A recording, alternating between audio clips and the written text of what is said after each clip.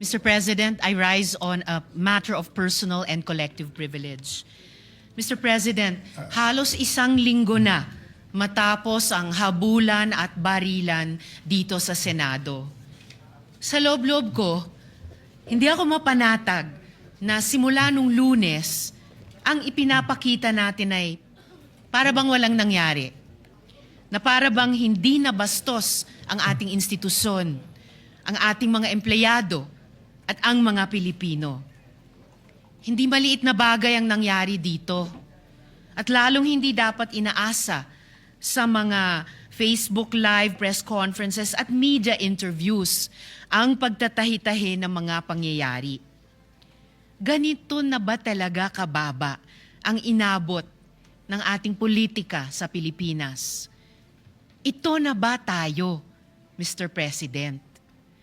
Tuluyan na bang nilihis ng politika ang ating mga pamantayan sa pakikipagkapwa? That is why we cannot act as though nothing happened last week. Alam natin ang tama at mali.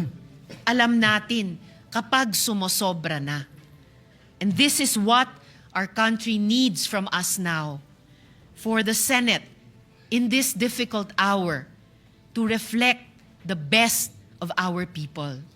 May we prove worthy of the trust that our people have placed in us. Marami pong salamat sa inyo at sa lahat, Mr. President.